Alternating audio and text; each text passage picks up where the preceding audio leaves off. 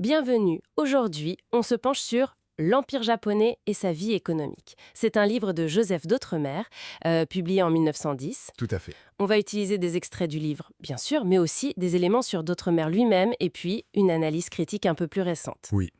L'idée, c'est de redécouvrir un peu ce Japon de l'ère Meiji, vu par ce diplomate français, et de voir ce que vaut son témoignage, ses points forts, ses limites aussi. Alors, on y va. Allons-y. Joseph d'Outremer, né en 1860, mort en 46, c'était pas n'importe qui. Un diplomate, oui, mais aussi un interprète, un vrai spécialiste du Japon. Il a passé du temps là-bas. Ah oui, des décennies en Extrême-Orient. Japon, Chine, Birmanie.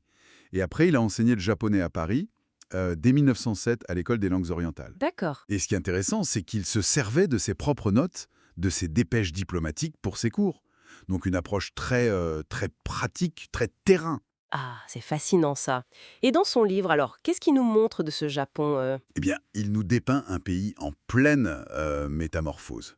Après l'ouverture forcée de 1852, le Japon qui adopte ce qu'il appelle la civilisation occidentale. Oui, cette expression est marquante. Et il donne des descriptions très vivantes. Le mont Fuji, bien sûr, la montagne sacrée. Le climat aussi, il insiste sur le fait que c'est plus varié qu'on ne l'imagine en Europe. Et les villes Tokyo? Alors Tokyo, l'ancienne Yedo, déjà une métropole. Il parle de plus de 2 millions d'habitants. Et à côté, Kyoto, plus traditionnel, et Osaka, la ville commerçante. C'est vraiment une photographie, quoi. On sent le mouvement, le changement. Exactement. Et il va au-delà du décor. Il parle de la société. Le rôle de l'empereur Meiji Mutsuhito, qui est restauré, central. Un patriotisme très fort. La hiérarchie sociale qui vient du féodalisme, mais qui bouge. Hmm. Il note même des détails du quotidien, l'importance du riz, du poisson, du saké. Et surtout, il documente cette capacité d'adaptation technique incroyable. C'est ça qui a permis au Japon d'éviter la colonisation, en partie. En grande partie, oui. De devenir une puissance industrielle. Dans le textile, la sidérurgie. D'Outremer est assez admiratif de ça, surtout après les victoires contre la Chine et la Russie. Oui, on sent cette admiration pour la modernisation visible, les usines, tout ça. Mais est-ce que cette vision est complète?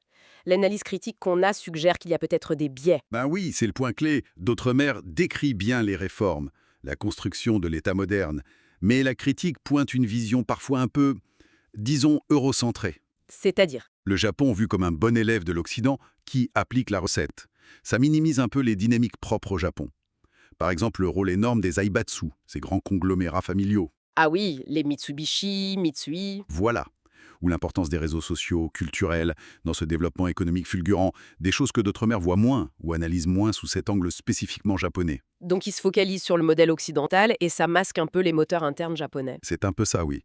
Et puis il y a aussi ce que d'Outremer ne dit pas, ou peu, les coûts sociaux de cette industrialisation à marche forcée. C'est-à-dire Les conditions de travail, les inégalités. exactement. Les conditions ouvrières souvent très dures, l'exode rural massif, les tensions sociales qui naissent de ces changements rapides, d'Outremer en parlent peu. Alors que pour les historiens aujourd'hui, c'est fondamental pour comprendre la complexité de l'époque Meiji. Ce n'est pas juste une success story. Bien sûr. Et puis, il écrit en 1910. Son regard est forcément daté, non? Évidemment. Il ne peut pas deviner la suite. La montée du militarisme dans les années 30, les guerres. Son analyse s'arrête à une période de croissance qu'il voit comme assez positive, assez maîtrisée. Il ne voit pas forcément les germes de l'impérialisme à venir. D'accord. Donc son livre reste une source précieuse. Ah oui, absolument. C'est une source de première main, un témoignage d'époque essentiel pour voir comment un Européen bien informé percevait cette modernisation. Mais il faut le lire en le complétant, en le confrontant avec d'autres travaux, d'autres perspectives. En résumé, une fenêtre fascinante sur le Japon Meiji.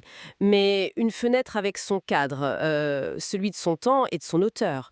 Un document riche, mais à contextualiser. C'est tout à fait ça. Et ça nous amène peut-être à une réflexion un peu plus large, non? Oui. En quoi est-ce que cette lecture croisée entre un témoignage direct, comme celui d'Outremer, et puis des analyses critiques postérieures nous aide?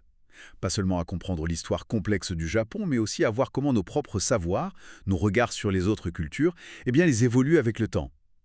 Quelle est la part de l'observateur, finalement, dans la description d'une réalité qui est toujours complexe, multifacette?